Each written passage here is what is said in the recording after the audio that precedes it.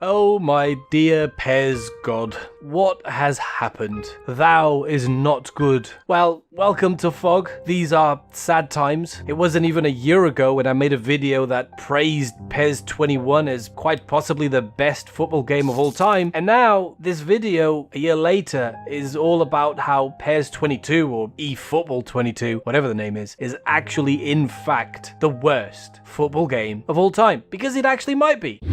Now, just to clarify, eFootball 22 is free to play, but is very restricted. You can basically play quick matches using only about 9 teams, as well as play this other event, which I haven't even tried, and I haven't even got a clue what it is, but from what I've heard, it's an online mode of some sort, but it's very basic.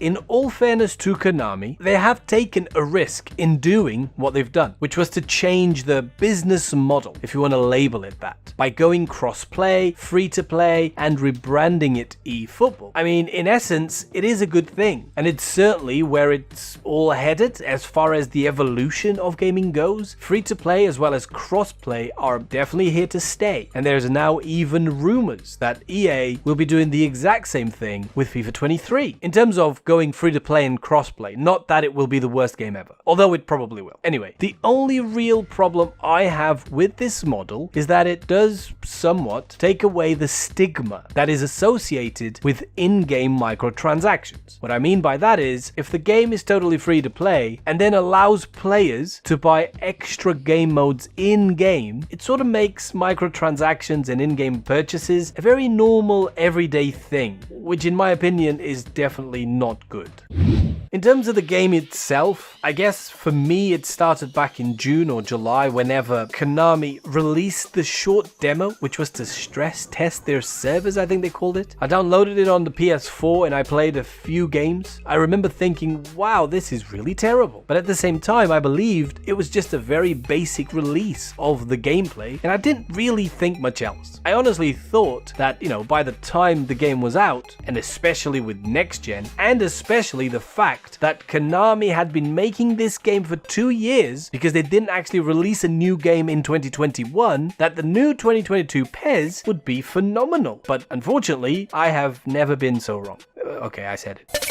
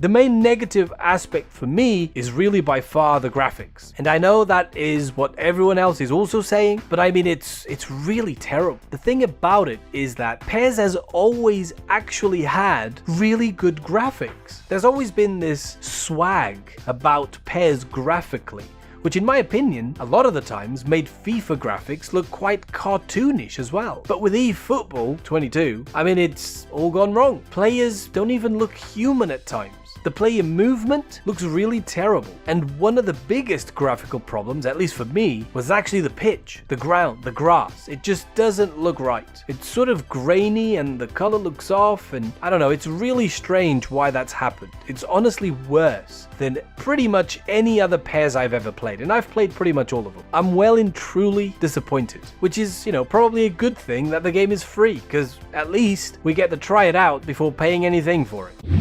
As far as gameplay is concerned, it sort of looks like PES, but it doesn't feel like PES, if you know what I mean. As I mentioned before, the movement seems broken. When you're holding down the button that applies pressure, your player just makes a beeline for the ball, rather than coherently attempting to apply more of a positional pressure and coming in at the right angle, which is basically what happens in previous titles. But here, the AI just doesn't seem to work properly and feels broken, to say the least. The physics feel off as well, sluggish at times, and too quick at other times. Shooting does not feel satisfying. Dribbling is near enough impossible and just doesn't seem to work as intended. Passing is continuously blocked over and over and over, mainly because the AI is so dumb and so badly coded here that whenever you try and make a low pass, your players, they just seem to stay hidden behind the CPU. They don't move into space at all.